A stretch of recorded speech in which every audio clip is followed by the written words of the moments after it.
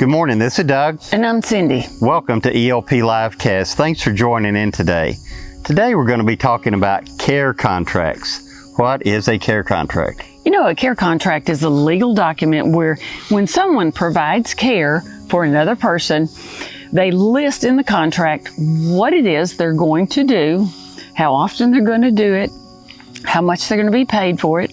So let's say if an in-home non-medical care provider comes in to provide care for you in your home, they're going to have a contract, right?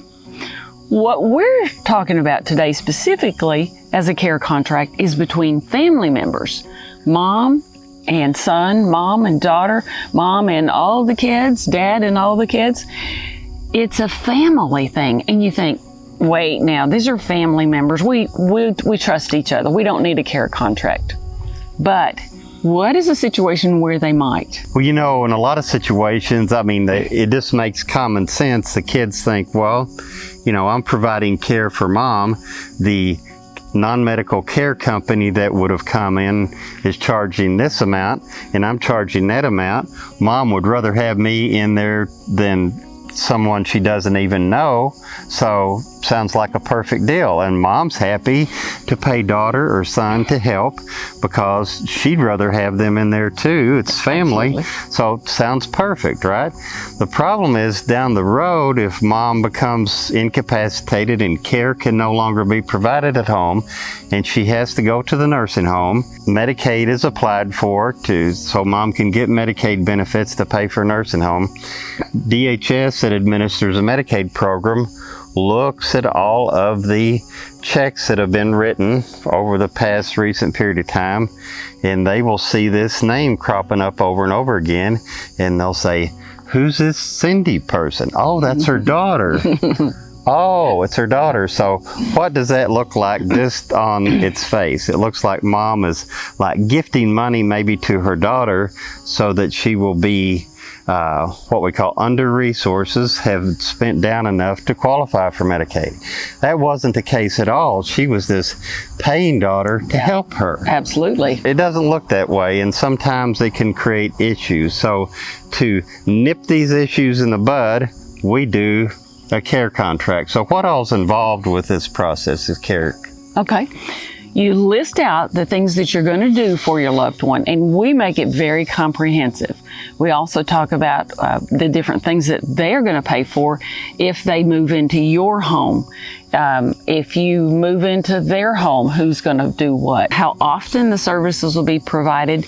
And we also give them a logbook so they can write down what they do, when they're paid, how often they're paid, so that you can track this. Because if your senior applies for Medicaid down the road, you're going to have to show that the caregiver did the work, they were paid for it, and these are the checks that were used to pay for it. It works as much as possible just like a third-party company. You just think about one of the non-medical care companies. If they came out, they would send their person out to interview you to see if they could help. Mm-hmm. They would bring their pre-printed care contract. They'd go over the services that they would provide and the hourly rate. You would agree to all of that. Everybody would sign it, and then you've got the contract. And that's the third-party company. So even though this is your daughter, you want as much as possible to have an arm-length situation where it looks like and actually is. It actually is. We've got an agreement with daughter. Daughter's actually performing these services. We've got a logbook of services where she is entering the time. If she goes in and helps mom for 3/10 of an hour that day, it's like 0.3. Right. If it's an hour and a half that she does some particular task, 1.5. And at the end of that time, it's added up and she's paid. And it's clear then that the service is being provided and it's not a gift. Absolutely. And the daughter also counts that as income on her tax return. If you have this situation and one of your family members is providing care for you, give us a call. We are at 501-843-9014, or you can go to the homepage of our website at arkelderlaw.com. There's a green button in the middle that says set an appointment. Click that button and a calendar pops up where you can pick from the days of the week that we have set aside to speak with you. So Go to the website, set an appointment, or give us a call, and we can help you with your care planning issues. Thanks for watching and have a great day.